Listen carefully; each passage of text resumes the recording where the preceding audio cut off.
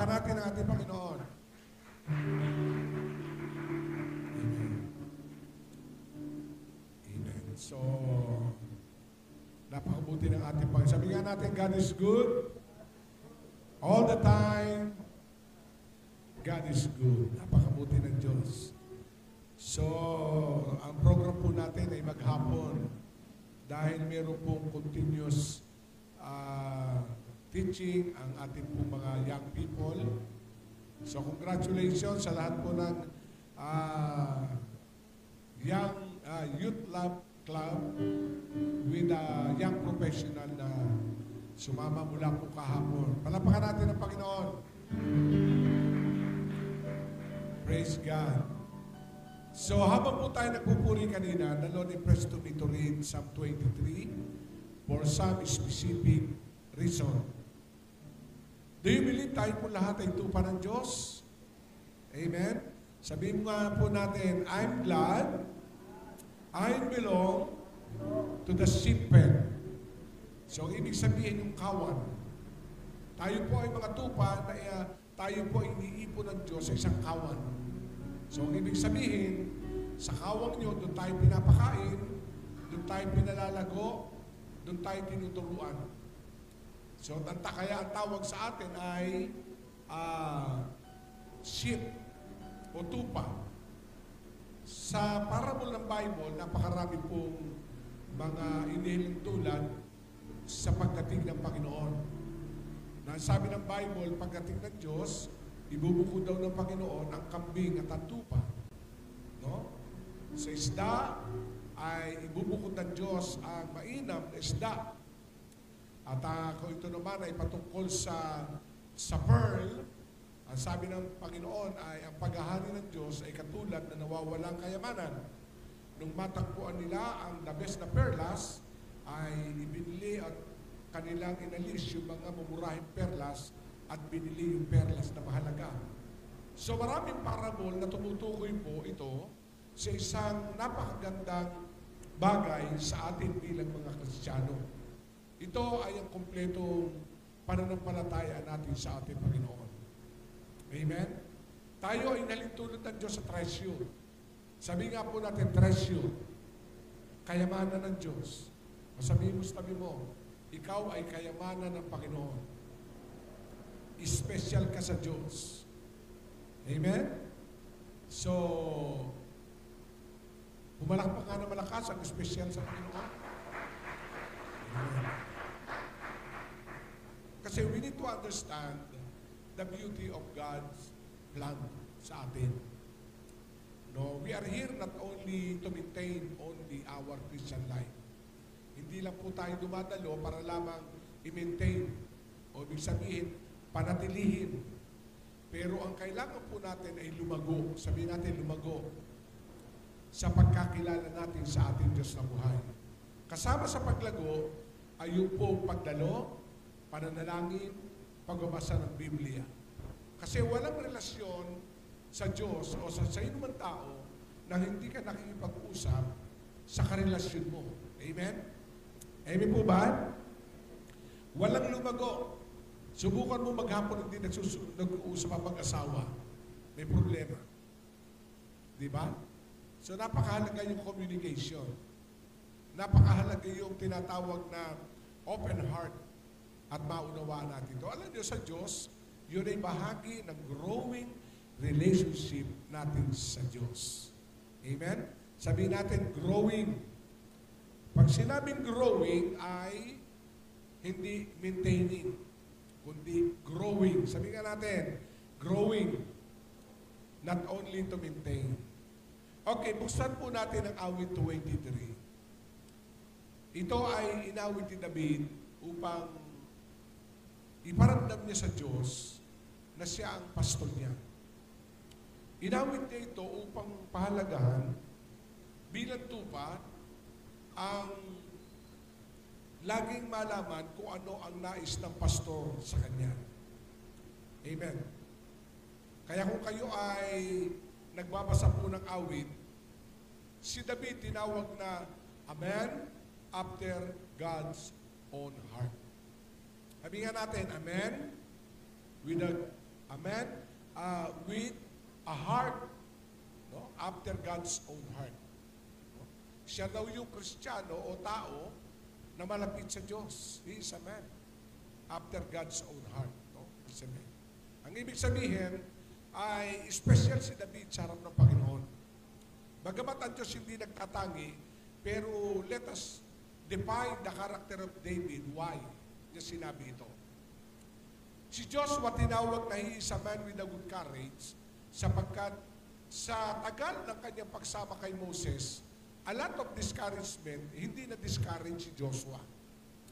Especially nung itinurn over ng Panginoon ang leadership from Moses to Joshua. Yun na sinabi ng Panginoon na be a good courage. Kaya si Joshua ay nadala niya ang Israelita sa lupang pangako. Amen? Kasi may pangako ang Diyos. At yun ay napakahalaga na marating natin. Awitin po natin, basahin natin. Sabay-sabay. Si Yahweh, ang aking pastol, hindi ako magkukulang. Talatang 2, hinihimlay niya ako sa luntiang pastulan at inaakay niya ako sa tahimik na batisan. So makikita natin si David ay nararanasan niya ang humimlay sa tinatawag na pastulan. No? Napakahalaga nun. Kasi yung pastulan ay ka-shipment, bahagi doon ay ito ang sinabi ni David na hinihimlay niya ako. Pag sinasabing hinihimlay, doon ka tumitigil. Amen. So, nung binabasa ko ito ang dahilan kung bakit ang church, ay alam nyo, yung pandemic, puro hangod ang ating, yung mga hindi lumalabas na mga dilatang sardinas, ang daming pangalan. Dati, ang alam ko lang, Lego, 555. Biro mo, may lubas, Universe. Iba't na ba? Naglabas ng iba't ibang, kasi marketplace eh. Pero hindi natin alam na ito ay mali. Kaya hindi lahat ng pagkain ay dadalhin tayo doon sa mainam na buhay. Pag sinabing pastulan, ito'y buhay. Sabihin natin buhay. Hindi tayo dadalhin doon sa hindi magandang buhay o pastulan. Kaya kung ito'y kukunik natin sa pisikal, napakahalaga na suriin natin ang lahat ng pagkain. At yun ay ating lakas. Ganon din sa spiritual. Na ang church, ang pastor, ay kailangan madala ang tupa sa lunti ang pastulan. So, alin ang pastulan? Ang pastulan, ito po yung lugar na inaalagaan doon ang mga tupa. So, yung shippen. Sabihin natin, shippen. So, ang ibig sabihin, ang shippen ay tinutukoy sa isang local church. Sabihin natin, local church. Ang ibig sabihin ng local church, ito ang iyong dadaluhan, hindi para lamang mailagay ka sa religion, I am born again, I am Christian. Kundi yung shippen o kawan ay isang local church na ihihimlay ka sa sariwang pastulan. Ang ibig sabihin na andun yung caring, nurturing, feeding, and maturing. Amen. Para maiwasan yung tinatawag na orphanage. Alam niyo ba yung orphanage? Yung orphanage ay mga bata o tao na walang magulang na nag-aalaga. Yan yung mga sumasampa sa jeep. Nakuha niyo? Ano ang makikita natin sa orphanage? Madumi katawan. Walang proper nurturing ang pagkain. Kasi lahat na lang makita sa basurahan, kakainin. Yung bigay na leftover, kakainin. Kasi wala nga nangangasiwa. Are you with me? Amen. Ganun din sa isang shippen o local church. Kailangan mo ng proper food for you to grow. Hindi yung kung saan ka nasasabit. Kaya ako'y nagpapasalamat sa Life in Christ, sa ating pamilya, na kahit malayo ang church, ito ang shippen mo. Sabihin natin, shippen. Ito yung local church mo na magdadala sa iyo doon sa luntiang pastulan. Kaya ginagawa po natin yung DBBS sa mga bata, hindi para lamang magkaroon ng activities. Oy, nagkaroon ng activities. No, not just the matter. But the reason is, kahit mga bata, madala sa sariwang pastulan. Amen. Ang youth, 2 days na ngayon, hindi dahil para magkaroon ng activities sa youth. Hindi, kundi madala sa luntiang pastulan. Kasi maalagaan. Kasi ang sipin, pag umalis doon ng tupa, mayroong asong gubat. Nakuha niyo po ba ako? Hello? Maraming kaabalahan sa mundo. Maraming tentasyon. Maraming kahinaan ay babato ng kaaway. Pero pag ikaw ay mayroong tinatawag na luntiang pastulan o shippen o yung local church, mababantayan ang iyong paglago. Sabihin natin, mababantayan. Amen. Kaya nais ko pong ibigay yon, part of my introduction, para maunawa na, nadalo ko dito. Ano ba? Dahilan ba tayo nadalo? Para lang masabing, oy, ako'y nag-church naman kahit pa paano. Hindi. The reason is, kailangan mong dalhin sa luntiang pastulan. And pastulan, ito ay pag-aakay sa tahimik na batisan. Sabihin natin, tahimik na batisan. Kahit magulo ang mundo, pero pag ikaw ay may shipin o yung local church, tahimik ang buhay mo. Kahit may problema, alam mong may Diyos na mag-aalaga sa iyo. Amen? Then, ano ang sabi ng verse 3? Pinanunumbalik ang aking kalakasan at pinapatnubayan niya sa tamang daan. So, yan po yung shepherd rules na kung bakit may shippen o yung local church, ito yung magbabasa ng kondisyon ng mga tupa. Nakuha niyo po ba ako? Binabasa ng pastor ng community, ito bang area kung ito ay lumalago? Ito bang area kung ito na hinahawakan na nagmamature? Ito bang dumadalo sa aking community? Walang pagbabago buhay. So hindi lamang masabing mayroong community, but ang kailangan ay mapanumbalik ang kalakasan at pinapatnubayan sa tamang daan. Sabihin natin, tamang daan. So, ibig sabihin, right path. Kasi maraming daan. Ang daan na makipot, ang daan na maluwang. Doon sa maluwang, maraming dumadaan doon, di ba? Amen? Hindi ka didisiplinahin doon. Hindi ka i-review o paalalahanan doon. Kasi doon sa maluwang na daan, pwede kang maglagay ng red horse, pwede kang maglagay ng anumang uri. Di ba? Nakuha niyo po ba? Doon, lahat. Pero sa makipot na daan, ikaw lang. Kaya ang sabi diyan, pag ikay nasa shippen o local church, panunumbalikin ng iyong kalakasan. Kasi may kapaguran tayo. Pero ang araw po ng linggo, ito yung ating pamamahinga sa presensya ng Panginoon. Kaya nagsagawa po ang young people ng 2 days refreshing dahil pagod sila sa pag-aaral for how many days? Amen? Overload ng lahat ng mga challenges. Magpapasok ka na naman sa Lunes. Paano natin inihahanda ang ating sarili sa laban? Nakuha niyo po ba? Kaya ipinlas sa aking mind, kanina umaga, pagising ko, at kinausap ko si Pastor Tim, ilang kalalakihan, si Ate Nori, sabi ko, ihahanap natin na schedule, ang ating gagawa naman ng isang refreshing ay ang adult. Taas ang kamay ng adult. Amen. Sabihin nga natin, adult. Refreshing. So kayo naman ang susunod. Amen po ba? Amen. Kaya yung time na yon ay maghapon ng Sabado hanggang gabi, hanggang kinabukasan, i-refresh natin.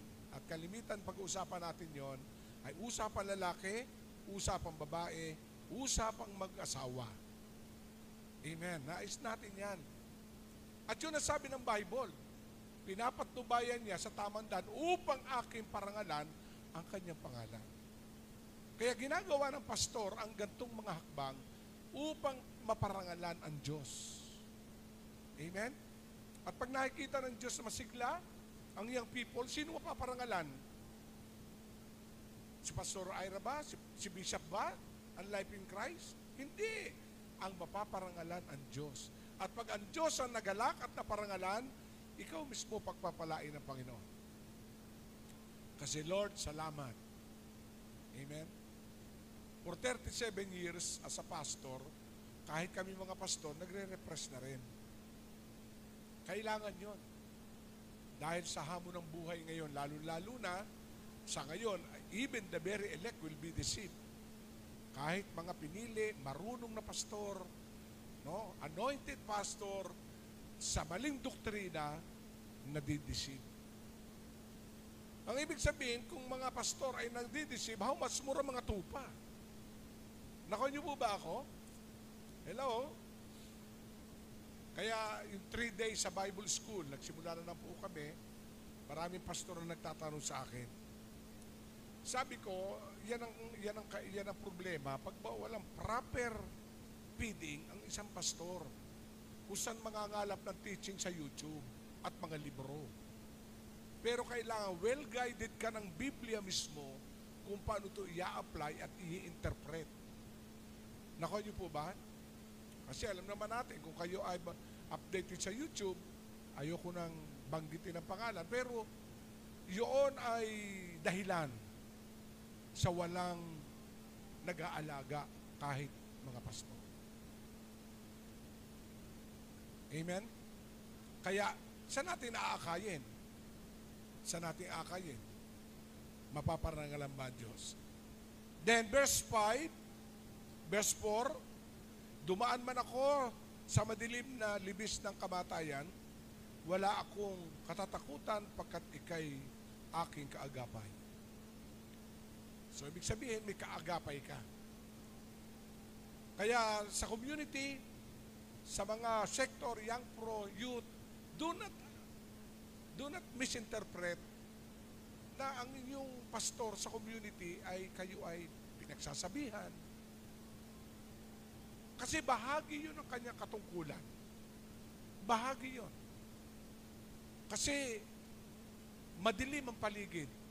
Nais ng bawat mag-aalaga na kahit dumaan ka sa madilim, sa libis ng kamatayan, wala kang katatakutan. Bakit?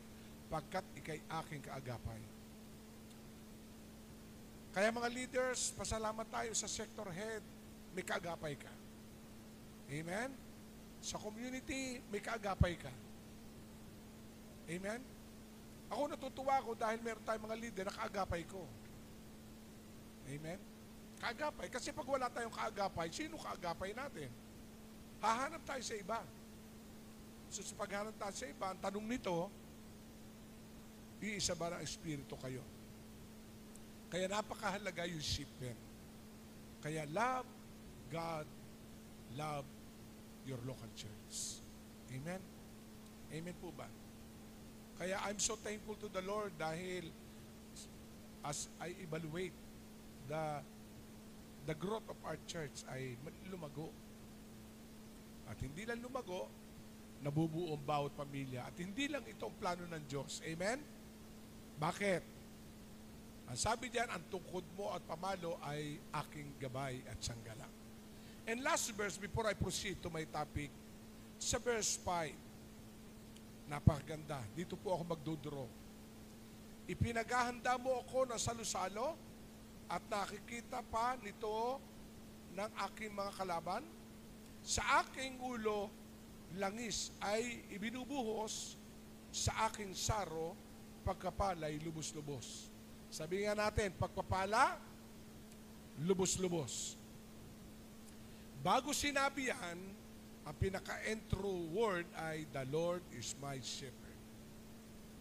Kailangan natin na siya. Kung meron po tayong chief shepherd, Jesus, meron po tayong tinatawag na local shepherd. Even me, as a pastor, I want to acknowledge my chief shepherd. And my chief shepherd rewarding me. Siya yung magbibigay sa akin ng reward. Amen? Kaya makikita natin ay direksyon. Sabi nga nung dalawang estudyante nung schooling, sabi talaga, Bishop, yan ang buhay ng pastor. Akala daw na nun, basta mag-church planting, may naborn again na 10, dumadami, ay kailangan pala, isipin mo rin yung project ng bahay-sambahan, project ng lahat. Sabi ko, ganyan. Sabi ko, handa ba kayo sa responsibilidad? Nakuha niyo po ba ako? Amen? Kasi kung basta gathering lang, pwede tayo mag-gathering. Pero purihin ang Panginoon sa gabay ng Diyos na tunay na pastor ng ating buhay, ginagabayan tayo. Amen? Ginagabayan tayo. Kaya tayo nagpapasalamat sa kids, kay Ma'am Jessa, nandiyan pa siya. And the rest of the teacher, si Ate Nori, yung mga teacher na tumayo ng DBBS, sila Janet, bagamat hindi kayo well acknowledged sa unahan, pero ang heaven, ina-acknowledge kayo. Amen. Then kahapon, talagang hindi ko naman tiniis na bumatad. Ako'y naliligayahan lang. Kaya umaga, tinapos ko talaga. Kahit giniginaw na ako sa isang sulok. Kasi excited ako eh. Hindi ako nagsalita hanggang sa katapusan. Gusto ko sana pumasok doon sa prayer kay Pastor Conrad eh. Pero siya, hindi, kaya nila yan. Natapos. Ay, sabi ko, Lord, salamat. Sabi ng Lord sa akin, kita mo, yan ang bunga mo. Kaya Lord, salamat sa mga pastor, sa mga nagturo, mga anointed. Amen? So excited naman kami sa susunod. Ang adult. Amen? Palapakan natin ang Panginoon. Is your covering. Good management is your strength. And good management is your tools. Kaya pag kayo hirap, wala kayong maayos na management. Pero pag magaan ang pamamahala, meron kong good management. So ang ginawa ko, kinausap ko. Kaya yung tinapi ko, salamat po sa inyo. Amen. Hello. May humabol pa nga. Sabi ko, ano? Kala ko 30, nag-50 pala. At isinat ko isang nanay, nanay, kailangan. Kumunik na lang kayo kala Pastor Conrad. Purihin ang Panginoon. Salamat sa nagpasopas. Sabado pa lamang na umaga, nagsopas na kami ng mainit na sopa. Salamat nag-sponsor. Busog ang youth. Amen. Busog din sa spiritual. Wala pong nailabas na 5 ang church. Sa totoo lang. Kasi yung inyong registration, yun ang ginamit sa paglikha ng mga ID. May sumagot ng kape, nagaling pa yata Italia. Yan, natikman ko naman. May bottomless Milo, bottomless na candy, napadampot pa ako. Kaya napagalitan ako. So napakabuti ng Diyos kasi yun po yung kapangyarihan ng local church. Hindi na tayo kailangang humingi sa iba. Nakuha niyo po ba? Amen. Amen. Kaya ako'y naniniwala sa adult, magmi-meeting tayo, siguro grande. Amen. Kaya nais ko lang po ilabas yung kagalakan sa puso ko na talagang walang gawain na hindi kayang ipatupad kung mararamdaman ng buong katawan ni Kristo ang pagkakaisa at pagsuporta. Amen? Kaya ako'y excited sa lahat pang gagawin ng Panginoon. Okay, praise God. Salamat sa lahat. No? Lahat na nag-sponsor ng Saturday, sopas, may nagtanghalian pa. Ang sarap. May nagpahapunan. May nagpaalmusal ng linggo. At mamaya may patanghalian pa. At after ng tanghalian, may pamerienda pa sa hapon. O kaya yung mga magkakamp, maiiwan kayo. Amen? So, yan ang kabutihan ng local church. Kaya sabi mo sa tabi mo, salamat sa iyo. Kaya ang church is not only believing. The church is also belonging. No? Tinitestify nga ni Kuya Philip sa isang online ni Pastora, nakikinig daw siya doon sa itinuturo ay si Jenson ay may online. Nag-quick sa kanyang heart, oo nga naman, ano? Marami kasing Kristiyano, believing lang, walang belonging. Kasi ang believing, basta ka lang dumalo, kaya kung sa kaabuti ng Sunday service, doon ka lang dadalo. Nako niyo po ba ako? Kasi wala kang local church eh. Wala kang ship pen. Kaya inabot ka sa mall, may service sa mall. Inabot ka sa Maynila, dalo ka sa Maynila. So that is only believing. But we need to belong. Kasi ang local church is belonging. Ephesians chapter 4, ito ay sangkap ng maraming bahagi na binubuo ng iisang katawan. Kaya, pag kumilos ang katawan, kasama mata, ilong, kamay. Kaya walang imposible. Amen. So, palapakan natin si Jesus. So, ngayon may topic today ay nais ko pong susugan uli yung ating team. Sabi nga natin, revive. Revive us again, time of refreshing. No? Napakahalaga nito. Pag sinabing revive ay panunumbalik. Pag sinabing refreshing ay panunumbalik na sigla. Sabihin natin, panunumbalik na sigla. Sabi mo sa kapatid mo, may sigla ka bang dumalo lagi? O diba? May sigla ka bang magpuri? May sigla pa ba ikaw magbasa ng Bible? May sigla ka pa bang manalangin araw-araw? So, minsan nawawala yung sigla. Nagagawa mo, pero iba yung may kasiglahan. Nakuha niyo po ba ako? Iba yung may sigla. Kaya, ang topic natin dito ay panunumbalik ng kasiglahan. Ire-repress tayo ng Panginoon. No, sa dami-dami ng ating responsibilidad, ito ay pang-araw-araw sa pamilya, bilang tatay, responsibilidad mo sa pamilya mo, mga anak, pero may pagkapagod. Pero kailangan alam natin kung paano muling panumbalikin ang pagsigla, pagiging masigla. Amen. Tingnan natin nung tayo unang Kristiyano. Ako nung unang Kristiyano, nung first months, yun po yung nakita ng pastor ko sa akin. Kasi ako yung nagtatrabaho noon. Nagtatrabaho pa po ako noon. Nung aking tinanggap ko ang Panginoon, sa pabrika ako nakakilala sa Panginoon. Meron pong Bible study sa loob na planta ng Polo Brewery sa Valenzuela. Yung BBB, ang ibig sabihin, Beer Brewery in Bulacan. So, sa kantin, meron pong Bible study. So, pag ako po iawas na 6 to 2, ang Bible study doon ay 2 to 4. Bago ka pumunta ng locker, pupunta ka muna sa kantin. Tapos, kantin, may pinto, locker. Ay, minsan, pag po ako 6 to 2, dahil hindi pa nga pa ako Christian, ay talaga nakakaubos muna ako ng 6 na botelya ng beer. Bago ako bumaba, kasi si speed line. Pagbaba ko, may gwardiya. Maglista, namumula ka. Sabi ko, sir, pampantok. Then, pagpasok ko ng kantin, may Bible study. Ang mga Kristiyano ay masayang tunay. Sabi ko, ano kaya ito? So, siyempre, alam niyo, kalimitan na ikay lasing, magpapababa ka ng tama. Order ako ng kape. Sabihin ko ay, kape nga. Sabi nung nagtitinda, ay iba na nun, nakailang bote ka. Shhh. Habang ko umiinom ng kape, nagba-Bible study.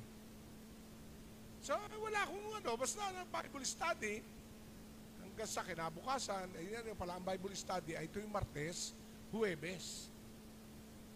Nakadalo ako, siyempre, pag uwi ko, 2:00, naandun na naman. So, to cut the story, ang sabi ng pastora, si Let, ang pastora, kung gusto mong mabago buhay mo, nasubukan mo na ang lahat, subukan mo si Jesus. May turok sa akin. Ang sabi ko, sige. Nung oras na yun, kakaunti na inom kong beer noon. Kaya, gising na gising ako. So tinanggap ko, pero parang tumigil sa tenga ko. So nangyari, Huwebes, Biyernes, Sabado, walang Bible study, rest day. Biglang may kumatok sa kwarto doon sa aming boarding house. Kasi yung boarding house, tapat lang ng planta. Eto na. Yung mga nagba-Bible study pala sa loob, nag-follow up. Kasi lumista pangalan ko. Tao po! Tao po! Mamaya, binubunga yung tsuhin ko. Sino hinahanap nyo? Si Jimmy ho. Oy, di! Hinahanap ka, mga dalaga. Ikaw talaga, ha? Sabi ko, yan ito yun. Ay, ito yung nando sa loob. So, kwentuhan. Niyaya ako na Sunday service sa Little Baguio. Valenzuela Market, pataas, Little Baguio ng Valenzuela. Ito kanta story, yan. Uminit ako sa pananampalataya. Naalala ko noon, mula Lunes hanggang Sabado, trabaho, uwi ako na Sabado. Ang prayer meeting namin ay Lunes kasi estudyante po yung pastor. Ang kanyang pasok ay Tuesday, kaya tumitigil siya ng gatid hanggang Lunes. Ako naman hindi pwede, papasok ko ng Lunes. Gagawin ko ng Lunes, ang pasok ko ay 6 to 2, alas 3 gising na ako. Nag-aabang na ako ng unang biyahe ng Kapalaran Bus Line o LTV mula doon sa kanto ng Santa Cruz papuntang Loton. Loton pa nung araw. So, gano'n. Pagpasok ko, lalabas na ako ng alas 2. Hindi ako uuwi ng aming boarding house. Babalik ako sa Loton, uwi ako ng Santa Cruz. Anong gagawin? Para dumalo ako ng prayer meeting. Kaya umaawas ako ng alas 2:30, wala pang traffic noon. Alas 6, naglalakad na ako doon sa kanto ng Gatid. Makakasalubong ako ng mga Christian. Oh, sabi ng pastor ko, oh Jim, ano? Saan galing? Maynila. Ba't ka umuwi? Dadalo akong prayer meeting. Nako niyo po ba ako? So ang ibig sabihin, iba yung gutom ko sa salita. So yun ang nagpuno. Kaya dumating ang sandali, ako po yung unang-una naging youth pastor sa amin. Kasi yung paglago, hindi ka lang naging ordinary attendees. Dahil dumadalo ka, lumalago ka, and to cut the story, hanggang naging youth pastor ako, hanggang naging community head, then the rest is the history. So yun yung tinatawag na paglagong Kristiyano.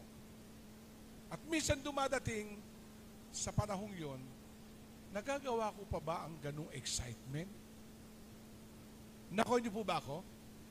Yung dating ginagawa ko nung unang ako'y mananampalataya na natutunan ko ang devotion, sinasabi tuwing umaga, nung ikay mainit, alas 4 gising ka na, nagbabasa ka ng Bible, nasa isang sulok ka, umiiyak ka na sa Panginoon, and after how many years, alas 8 tulog ka pa.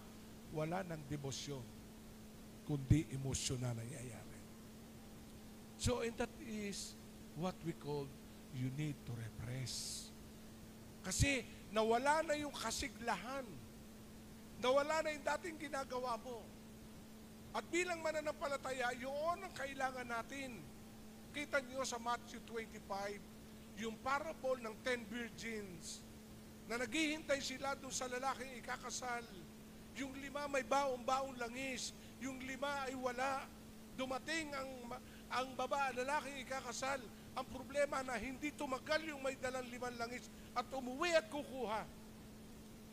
Pero yung 5 na handa na may baon, sila yung nakapasok. Alam nyo, in the last day, we need not only just to maintain our Christian life. You need to be watchful and repress every day. Na para bang araw-araw yung first love mo, hinahanap mo sa Panginoon. Yung kalakasan mo, sumasamba ka, kahit wala pang Sunday service, umaga pa lang sumasamba ka na sa Panginoon. Kaya sabi na aklat ng Revelation, ikay iluluwal ng Panginoon pag ikay malahininga. Kailangan lagi kang mainit sa harapan ng Diyos. Kaya sabihin natin, pagbabagong sigla. Anong sabi po na aklat ng awit? 85, verse 6. Ibagon mo kami, sana ibalik mo ang nawalan lakas, at kaming lingkod mo ay pupurihin ka sa taglay na may ganap. Sabihin nga natin, ibangon. Alam niyo si Haring David, nakaranas ng pagbaksak. Alam naman natin si David is a great man of God.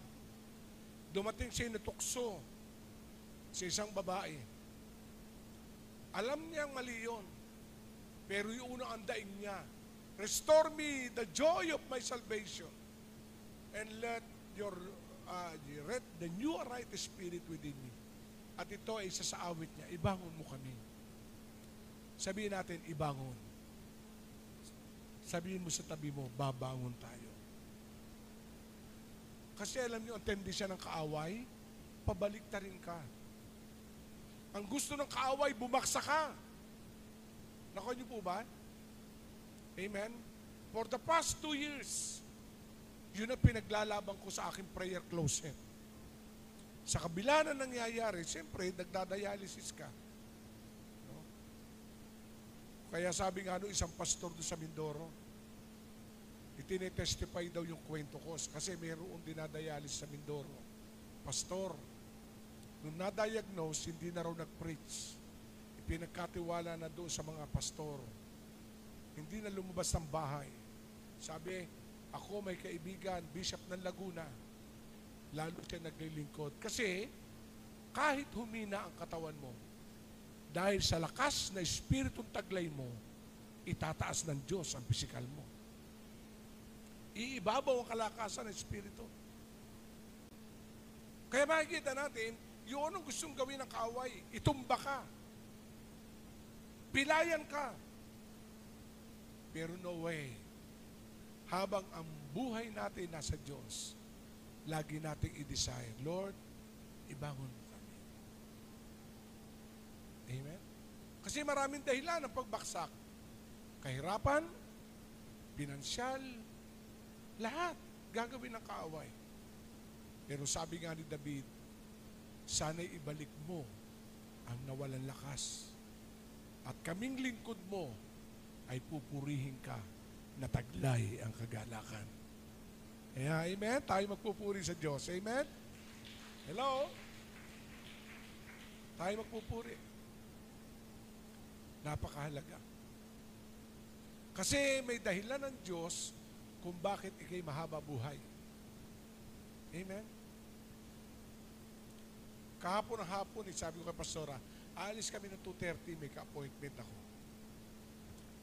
So may minute ako doon, kasi isang kaibigan natin, na taga-ibang church, yung kanilang pastora, hindi lisensyado, gusto magpakasal. Sabi niya, Bishop, ikasal mo naman. So, nag-orientation kami. So, mamaya, may ka-meeting naman ako dito daw sa CDC. Doon ko kakausilan. Hallelujah po. 3 to 4. Anak ni Pastor Joseph. Tinanong daw ng mga magulang ko, sino gusto mong magkasal sa'yo, Sarah? Eh, tatay, gusto ko. Nung tayo dumating na San Pablo at namulatan kong pastor natin, si Pastor Jimmy. Siya gusto kong magkasal. So sabi ko, humahaba buhay ko dahil marami pang ipapagawa. O diba? Baka ako pa magkasal sa mga apo ko. Hallelujah. O may dahilan, diba? Amen? Malapit na si Dave. Hallelujah. So, ibig sabihin, talaga magpupuri ka sa Diyos eh. Kaya, alam niyo ang buhay, pag masyado natin pinokos ang problema, lalo kang manghihina. I-reverse mo. Ang kailangan mo i-reverse. Lord, I am happy. I am full of strength. Marami pang bagay na gagawin. Ano sabi ni Jeremiah? Sa chapter 23, verse 13. Jeremiah said, and you will seek me and find me when you search me with all. Sabi nga natin, with all. Yan ang sabi ng Jeremiah. Ang paborito natin, yung verse 11 eh. nalilimutan natin yung verse 12, 13 hanggang 14. Kasi anong verse 11? I know and I have a plan for you. Ang ganda, di ba? Pero ang pinakasusi ito, if mangyayari sa yung good plan of God, I have a plan for you, not to harm you, to give you hope and a good future. Pero idiretso natin ang basa, sapagkat ang sumunod, and you will seek me and find me. When you search for me with all your heart, I will be found by you, says the Lord. Kaya yung plano natin sa Diyos ay hindi magagawa yun ng iyong sarili. Hanapin mo pa rin ang kalooban ng Diyos. Kasi bakit? Isaiah 55, His thought is higher than our thoughts. His ways is higher than our ways. Iba yung thought mo to fulfill your plan. Iba yung ways mo, no? To reach your plan and destiny. But the plan and thought of God is higher than your thought and mind. Amen? Kaya greater. Kasi ba't sinabi ito? Kasi pag tayo ay masyadong loaded, no, makinig kayo. Pag tayo loaded, stress, problema, ang lulutang sa'yo, flesh, your own thought, your own plan, your own ways. Nakuha niyo po ba? Kasi ang spiritual mo, baksak eh. Spiritual mo, baksak eh. Dapat yun ang unang kumukonekta sa Diyos. Pero pag i-repress, revive, no? Bagamat may thought ang physical, bagamat may solution and plan ang physical, mangingibabaw ang spiritual. Na higher than your thoughts, higher than your ways. Kaya sa Diyos, sa tao, yung kukuhanin mo ng 5 taon, pag nakuha mo ang thought and ways of God, 5 buwan lang nasa iyo yan. Amen? Sabihin natin, thank you Lord. Kasi yun ang kaparaanan ng Diyos eh. Kaya ang sabi ni Solomon sa Proverbs, trust in the Lord with all your heart. Do not lean in your own understanding, your thought, your ways. In all your ways, acknowledge Him. And He will direct your path. May direksyon pag tayo ay repress. Pag sinabi repress, masigla ka sa Diyos. Amen? Sabihin natin, Lord, pasiglahin mo ako. Kasi manghihina talaga tayo sa daming pressure. Ay pag naman may pressure, makagagawa kang desisyon na hindi maganda. Kaya sabi nga nung John Maxwell, do not make any decision under temporary feelings. Huwag kang gagawa daw ng isang desisyon sa temporaring nararamdaman. Kasi pag may nararamdaman ka sama ng loob, pag nararamdaman kang hirap, doon ka na nagdidesisyon. Ay paano kung pumayapa? Maisip mo, ba't ko ba ginawa yun? Ba't ko ba na-desisyonan yun? Kaya you need to always to acknowledge and revive and repress. Kasi sa ikabubuti mo yun. Amen? Amen ba? So palapakan natin ang Panginoon. So I will go to my 3 points. Tatlo lang bagay. Let us jump to the book of 2 Chronicle, chapter 7, verse 14. Ano sabi diyan sa 2 Chronicle? Ang sabi po na ikalawang Kronika, chapter 7, verse 14. Pwede muna sa English, bossing. Ano sabi ng verse 14? Ito po yung sikreto for us to repress. Sabihin nga natin, repressing. The secret of reviving us. Ano sabi ng verse 14? Sa wikang English muna. If my people, sabi nga natin, if my people. So the first thing to experience refreshing, spiritual refreshing must begin with God's people. Ikaw, hindi sa pastor, hindi sa nanay mo, hindi sa tatay mo, kundi sa sarili mo. Sabi nga natin, sarili ko. Kaya nagsisimula ito sa sarili, panloob. You need to acknowledge. Kaya sabi diyan, if my people who called by my name will humble themselves and pray and seek my face and turn from wicked way, then I will hear from heaven and I will forgive their sin and will heal their land. Bagamat ang word na ito'y address to the Israelites because of the stubbornness. Ang ibig sabihin, matigas ang ulo ng Israel. Alam naman natin yon. Kaya meron pong dapat 40 days lang, naging 40 years. Nakuha niyo po ba? Ibig sabihin, makulit. Kaya ang Diyos naman, mapagmahal. Kaya sabi niya, kung aking tao o bayan ay tumawag. So, repressing start from His people means individual. Sa'yo. Sabihin nga natin, sa akin. Taas ang kamay. Sabihin natin, sa akin, sa puso. Yan. Hindi sa tatay mo, hindi sa asawa mo, hindi sa pamilya, kundi ikaw mismo. You need to acknowledge what happening to me. Kaya sabi nga, if my people, sino dito people of God? Tayo. Kasi minsan nakala natin, ang pagbabago nagsisimula sa iba. Sabi nga nung mag-asawa, ay magbago ka na, magbabago ako. Sabi naman nung babae, magbago ka rin, magbabago ako. Parang si Eva at si Adan, nagturuan na. Hindi. Sabi naman anak, magbago kayo, nanay, tatay, magbabago ako. Sabi ng tatay, anak, magbago ka. Mali. Kailangan magbago ikaw mismo. Sabi natin, ako mismo. Parang si Sol, ako mismo. Hello? Kasi ang pagbabago nagsisimula sa sarili. Right?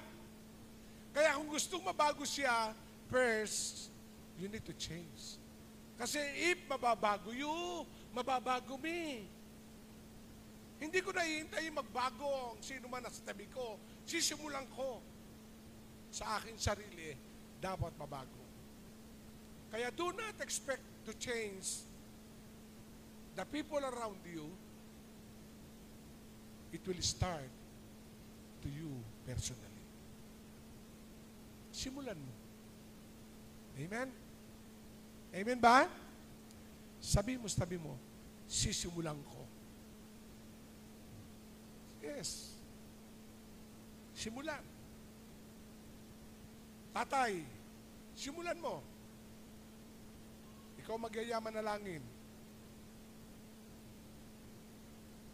Amen? Ikaw magyaya. Spiritual refreshment or pressing must begin with God's people. Kaya sabi dito, if my people who are called by my name. Ang sabi diyan, the promise is given to God's people, given to the true Church of Jesus Christ, to truly believers. Sabi nga natin, true believers. It begins in the lives of people who are related to God personally. Ito'y magsisimula sa mga tao ng Diyos na related to God personally. Yung merong karelasyon sa Panginoon. Mahirap magbago sa sarili without God. Believe me. Tuwing Pasko at bagong taon, gumagawa tayo ng New Year's resolution. Di ba? Hindi ko nagagawin ito, hindi ko nagagawin ito ang mananampalataya. Kasi lahat ng nabigay ng buhay sa Panginoon, ang sabi ng 2 Corinthians 15:17, ang sabi ng Bible, if anyone is in Christ, he is a new creature. Ang sino man na kay Kristo ay isa ng bagong nilalang. Ang lahat ng luma ay nawala at pawang bago ang darating. O tingnan mo katabi mo, bagong-bago ka na. Amen? Amen po ba? So smile. Ngitian mo katabi mo. Amen. Hello? Hello? Sabi ng restaurant sa isang Chinese restaurant, nagulat yung Chinese. Dahil may kumain pulis, nagbayad. Wow, bayad siya. Sabi doon sa ano, oh, wag muna duran ang pagkain, binabayaran na. Pala, dahil kumakain ng libre bago i-serve yung mami. Di ba? Nakon niyo po ba? In the book of Acts chapter 3, there is a scenario na si Peter and John ay dumaa sa temple court. Sa Acts chapter 3, sorry. At nung dumaan sila dun sa Acts chapter 3, may temple court, may crippled men. At ang sabi ng Bible, expecting to get something from them. Umaasa na ang lahat ng dumadaan doon sa called Gate Beautiful ay mamamalimos siya. Ano ang sabi? Thank you for the verse. Sa Acts chapter 3. Ang sabi ganoon ay, so the man gave them his attention, expecting to get something from them. So yung crippled man tumingin kay Pedro, expected to get something from them. Ano sagot ni Peter?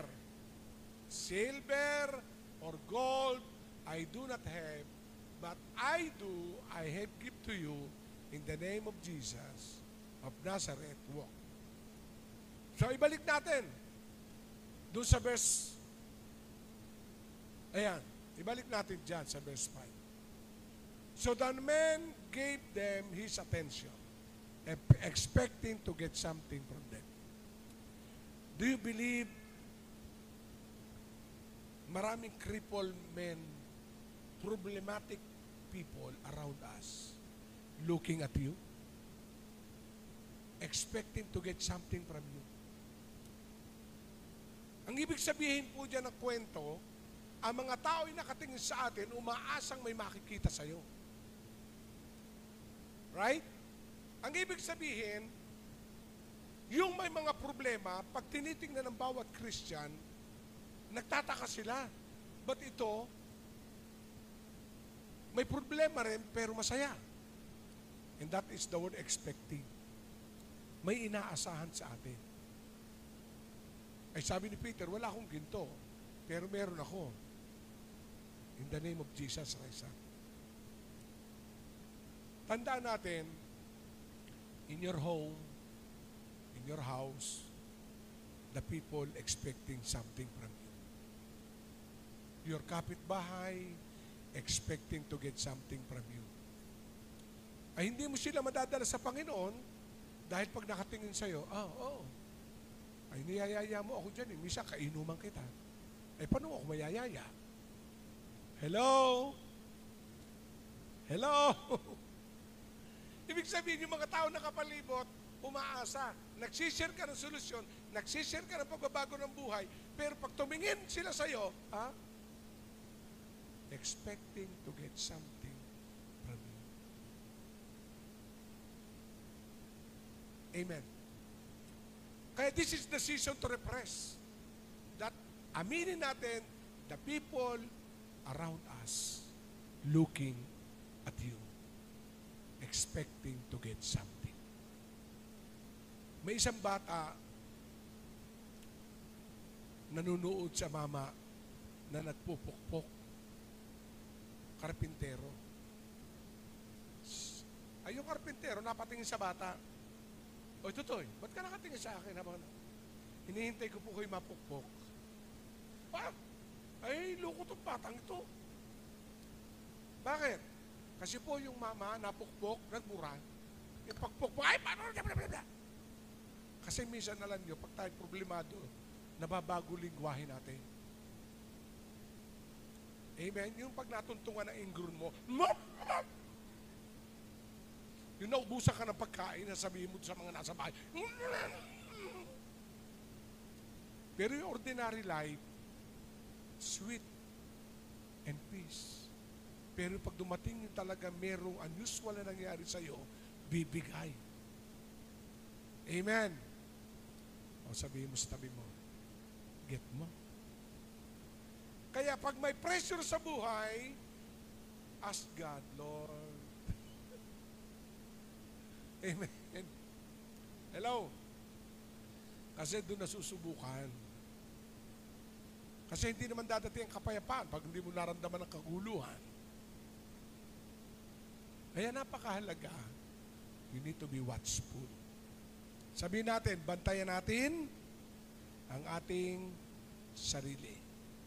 Dahil nagsisimula ang pagbabago, hindi sa iyo, kundi sa akin. Kaya sa mga tatay ng tahanan at mga nanay, kung gusto natin magkaroon ng pagbabago, huwag mo sabihin sa anak mo na magbago ka. Ipakita mo. Simulan mo. Amen. Amen po ba? Simulan mo. At pag nakita niya,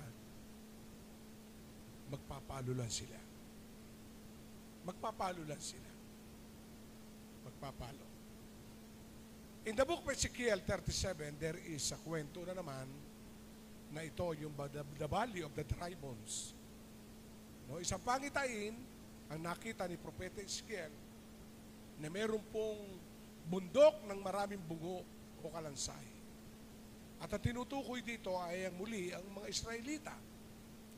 Mga taong malapit sa Diyos, pero sa kanilang kalapitan ay naging kalaban ng Diyos at hindi sumusunod sa Diyos. Kaya ano sabi ito, babasahin ko po. Tinanong niya, ako, Ezekiel, anak ng tao, palagay mo ba ay maaari pang mabuhay ang mga kalansay na ito? Sumagot ako, kayo po lamang ang nakakaalam. Sabihin natin, kayo po lang ang nakakaalam. Kaya makikita natin, si Lord ang nakakaalam ng puso natin. Right?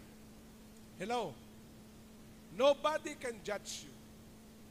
Only God. Kaya nga, ang pagbabago, nasa sarili mo.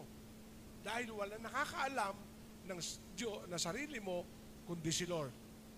Amen? Amen po ba? Alam mo ang kahinaan mo, alam mo kalakasan mo, alam mo ang gagawin mo para ikay lumago at maging malapit sa Diyos.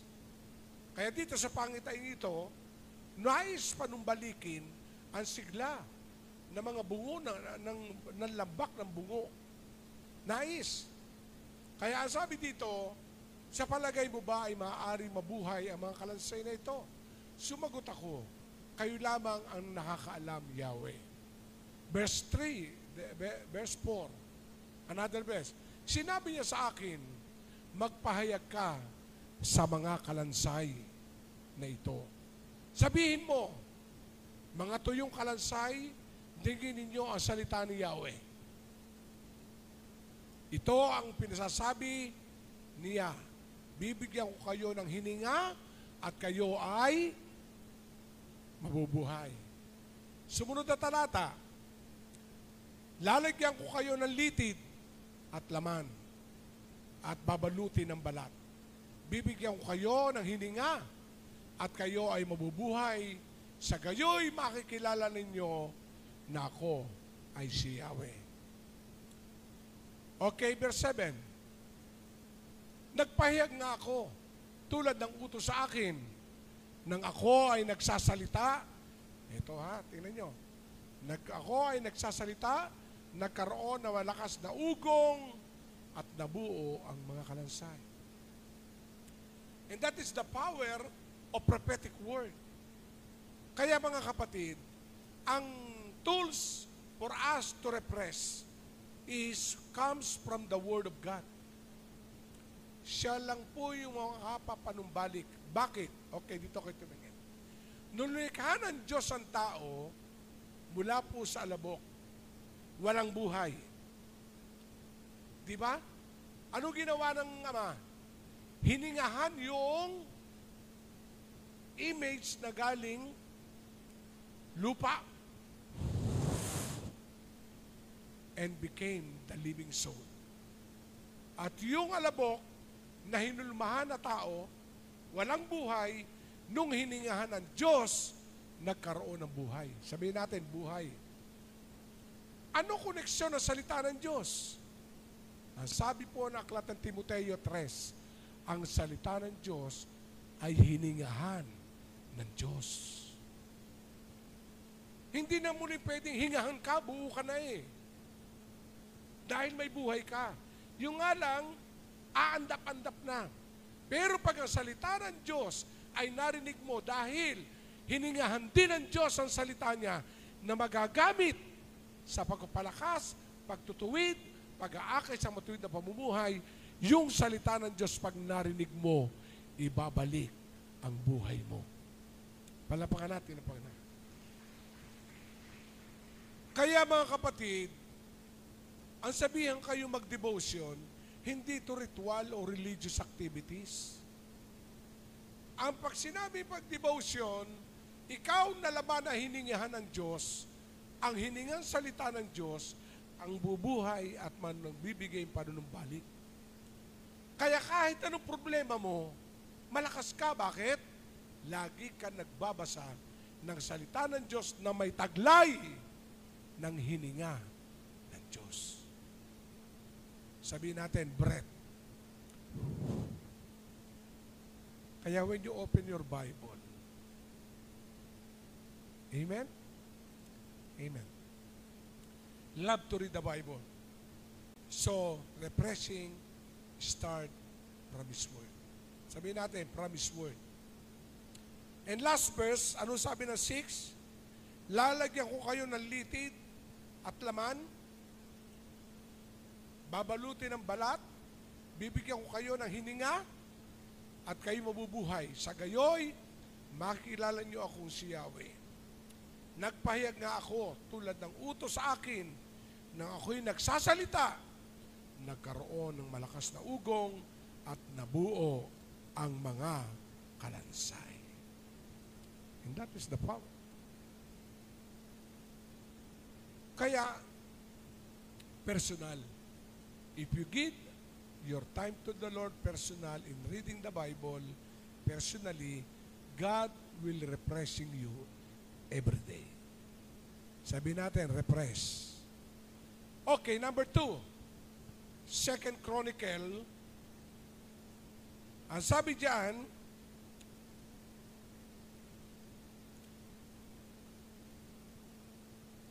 ang sabi dito, spiritual refreshing must follow God's plan. God's sovereign is bringing about revival to His people. Revival praying may begin with us in a few people, but spread and other join in. Start from the few. Kaya ano ang sabi ng Bible? Ang sabi dito, makikita natin, who humble themselves and pray. Sabi natin, humble. Kaya we must humble. Humility in prayer recognize the emptiness of our lives, the need for restoration in our first life. Aminin natin sa ating sarili na wala ng apoy. Kasi the second things ay if my people call by my name and humble themselves. So the second point is acceptance. The second point, you need to be humble. Aminin mo. Amen? Kaya ano sabi, if my people called by my name, that is the first. The second thing is, humble themselves and pray. Means, you need to acknowledge, apart from God, you can do nothing. You need to be humble. Aminin mo. Amen? Ang mahirap kasi ayaw mong aminin. Hello? Sabi mo, aminin. Alam niyo itong kwentong ito. Sa Old Testament, meron pong paglaki ng pinaggagadiran. Yung propeta ay nagsabi na pumutol ng mga kahoy. Ito yung kwento ng nawawalang talim ng palakol. Yung axe head, alam niyo yung axe head? Istorya to nila Elijah, ng mga propeta. pumuputol sila sapagkat kailangan palawakin yung pinagtitipunan. Pero sa kanilang pagputol, nahulog yung talim ng palakol. Lumapit ang propeta, ito ang tanong, saan nahulog? Nakuha niyo po ba ako? Ang sabi ng tao, dito po. Nung inamin niya kung saan nahulog, dumampot ng sanga ng kahoy at ibinato sa lugar ng kinahulugan, lumutang yung palakol. At ibinalik. Alam niyo, sabi nung may-ari ng palakol, yung gumagamit, hiniram ko lang po yan. Alam niyo, sa mundong ito, wala tayong pag-aari. Hiniram lang natin sa Diyos lahat. Kung kayo may masaganang buhay, talento, o anumang meron ka, hiniram mo sa Diyos yan. Pwedeng mawala yan sa isang iglap. Nako niyo po, pero habang ginagamit natin, mapagbantayan natin. At nung nawala yung accent, umiyak siya. Hindi yun sa akin, hiniram ko lang. Pero nung tinanong siya ng propeta, saan nahulog? Inamin ka ganyan. Kasi alam niyo, misa sa ating kaabalahan, nawawala yung talim. Nawawala yung tinatawag nating accent. Yung lakas. Pero the second things to experience revival and refreshing, humility. Sabi natin, magpakumbaba ka. Aminin mo. Amen? Amen po ba? Una, kanino mo aaniminin? Sa Diyos. Di ba? Lord, nagkamali talaga ako. Sorry. Amen? Ang sabi naman ng Panginoon, patatawarin ka niya. Ganyan kabuti ang Diyos. Pero ang problema, alam mong mali ka na, nagmamatigas ka pa, nagmamataas. Parang si Nabucodonosor. Si Nabucodonosor bilang hari, imbis na magpakumbaba, ay naging mataas pa siya. Anong ginawa ng Panginoon? Inalis siya sa pagiging hari, dinala siya sa gubat, tinubuan ng maraming balbas, doon na siya nakaranas ng humility. The humiliation of King Nabucodonosor. Kaya sa atin, repressing, start from His people, personally, the second things, humility. Humble yourself and pray. Alam niyo ba ang kahinaan ng Diyos? May kahinaan ng Diyos, alam niyo? O sabihin mo, aba, Bishop, wala. Meron. Mahina ang Diyos pag ikay lumuluhod na, pinapatawad ka. Yun ang kahinaan ng Diyos dahil siya mapagmahal. Yung ba kahit at tigas ng ulo mo, pag ikay lumuhod at humingi ng tawad, ang hina ng puso niya, o sige na anak, I will forgive you. Di ba? Amen! Kaya ipakita natin sa Diyos. Naranasan ko rin yan noong early years ng asking Christian life. Kasi kainitan ng aking pananampalataya noon, na-destino ko sa Cebu. Yung po Mandawi Brewery, may Mandawi Brewery sa Cebu. Doon unang ginawa ang Beer Grande. Ay maglalagay ng Beer Grande sa Polo Brewery, kailangan magpadala ng mga maintenance na mag-aasikaso. Ay kami sa lubrication. Christian ako noon. Pero pagsagay ko pala sa barko, naandyan na atake ng kaaway. Alam nyo, pag nahihiwalay ka talaga sa karamihan, yung hindi ka dadalo, naku. Ay nung araw na yon, nawalan ako ng fellowship. Pagdating ko na Cebu, imbis na maghanap ako ng churches, nakain ako ng kaabalahan. Overtime doon, trabaho dito. Ay mga Bisaya, nagdadala ng mga pagkain fresh, lapu-lapu. Sabi ng engineer sa akin, ibang lista, kumuha ka ng maintenance sa mga kasama. O kumuha ko ng 4, ako nagturo. Ay bira pagtanong ng utang na loob, tuwing Sabado, lapu-lapu. Ay siyempre, pag may lapu-lapu, may inuman, naku po. Ayan na ang problema. Sa loob ng ilang buwan, nawalan ako ng prayer, nawalan ako ng Sunday service. Umiiyak ako sa gabi. Lord, panumbalikin mo. Alam niyo, naging sikreto? Pinag-pray ko ako ng aking pastor. Naibalik muli ako sa Maynila. Nung pagbalik ko, nagpangga pa ako. Umuwi ako ng Santa Cruz na para wala nangyari. Pero hindi ako makalapit sa karamihan. Hiyang-hiya ako. Para bang ay naramdaman ako ng pastor ko. Ay, may nangyari kay Jimmy. Alam niyo, hindi ko nagawa mag-reason out. Kuya Jerry, nahulog ako. Ano gagawin ko? Okay, sige. Doon natulog sa amin magdamag yon. Sa kwarto namin sa Santa Cruz. Walang ginawa yun, kundi mag-worship kami. Jimmy, sumumay ka. Hindi ako makapagsamba. Ay siya nagigitara. Ay, nung pagdating ng mga kinanta na yun, I worship you. Ay, tulo na luha ko, Lord. Inaamig ko. Ah! Parang may akyatan lolo ko, buhay pa nun eh. Parang daw kinakatay na baboy. Humilities.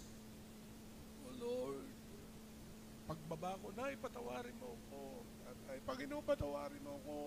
Naiwalay ako. Kuya Jero, araw, nagiinom na ako doon. Punta kami na Cebu Plaza, ang daming babae doon. Talaga inamin ko lahat.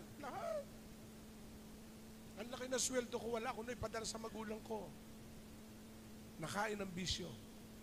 Pero purihin ang Diyos mapagpatawad sa taong nagpapakumbaba at umaamin. Ang problema, aminin mo lang. Kaya sa mga pamilya na nagkakamali ang anak niyo, patawarin niyo kung siya'y umamin. Sa tatay, nagkasala ka sa asawa mo, patawarin mo, forget the past. And let's start. Repress again. Amen. And the last one, napakahalaga, yung blessing. There must be an earnest in prayer. Ano sabi dito sa point number 3? Anak, shortcut na tayo. Spiritual awakening or repressing is based upon God's promise. Sabihin natin, pag lumapit ka ng personal, nagpakumbaba ka, may pangako ang Diyos. Sabihin natin, pangako. Ano ang pangako? I will hear from heaven. Amen? Hello? Ano sabi diyan?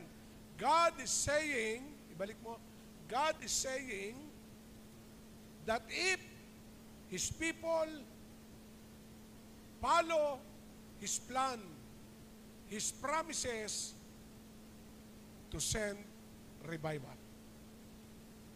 The verse contains 3 precious promise. Tingnan po natin sa akin pagwawakas.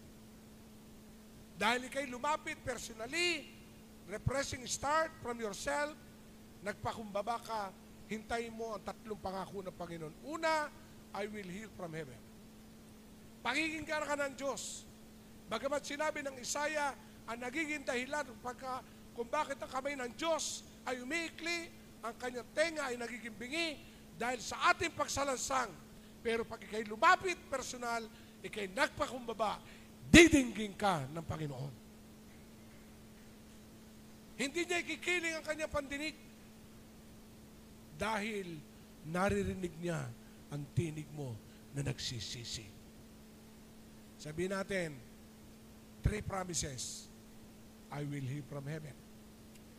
Another promises. I will forgive their sin. Sabihin natin, forgiven. Amen? Kaya sa pamilya, nagkamali, forgive them. Sabihin natin, forgive. Pinatawad ka ng Diyos. Pinatawad na siya ng Diyos, di papatawarin ka rin, di ba? Kasi ang Diyos mapagpatawad, dapat ang tao madali ding magpatawad. And the last thing, I will heal their land. I will heal your family. I will heal your finances. I will heal your future. I will heal. Panunumbalikin ng Diyos. Amen? So, think about these things. Refreshing start personally. First. Second one, refreshing start with humility of your heart. At pag ginawa natin yon, there is a 3 promises. I will hear from heaven, I will forgive your sin, and I will heal your land. Amen. Type ito mo yun.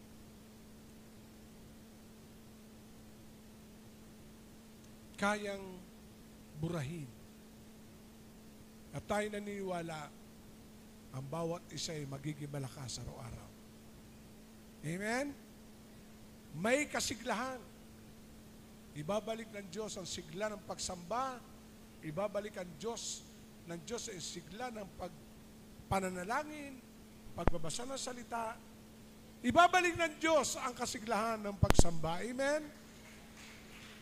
At higit sa lahat, ibabalik ng Diyos ang relasyon na masaya sa pamilya. Anuman pagkakamali, nilinis ng Diyos, let us start again. And God will heal the land. Shall we close our eyes? Let us worship Him.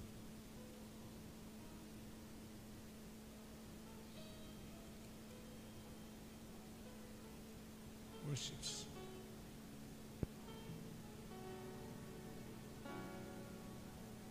Tayong lahat ay lumapit sa Panginoon. Ang puso ko Lord, sa'yo nagpapakumbaba, nagsusumamo, paging dapatin mo, ikaw ay mamasdan, makalikha, sa'yo ay lumisan. Ang puso ko'y dinulog sa'yo, nagpapakumbaba, nagsusumamo,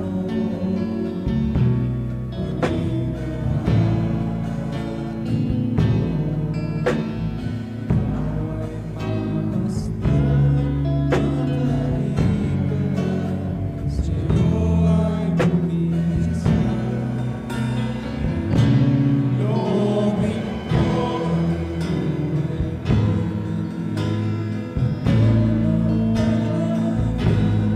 luluhan ang iyong wagas na pagsalita.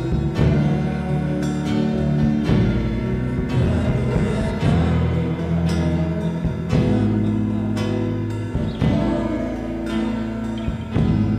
Manghaling ikaw, O Diyos, ngayon at kailanman. Loobin mo at ituloy ang mong kahalaman. Luluhan ang iyong wagas na pagsalita. Kaluyan ang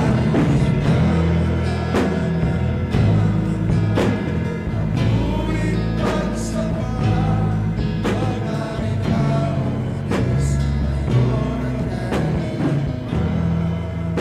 tayo po'y manalangin. Ayon po sa ating na pag-aralan, refreshing start personally. Let us come to the Lord. Ang sabi ng Bible, siya lang ang nakakaalam. Walang ibang nakakakilala sa atin kundi ang Diyos. Lumapit tayo ng personal. Kailangan maibalik ang sigla ang init, ang lakas, ang buhay. Dahil siya nagsabi, hold on what you have. So no one can snatch the crown. Alagaan mo ang meron ka upang hindi mawala ang korona na nakalaan sa iyo. Kausapin mo siya. Come. Come. Talk to him. Personally. If there is something na hindi mo nagagawa noon, humble yourself. Accept. Lord, nag-iabala ako.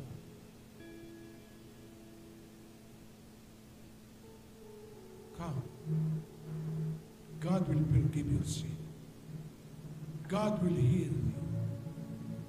Nakikinig ang Diyos sa iyo. Nakikinig ang Diyos sa atin. Sa iyong mga dasal, sa iyong mga panalangin. He will hear you and forgive your sin. And God will heal your family. God will refresh your body, your relationship. And God will heal your finances. Come.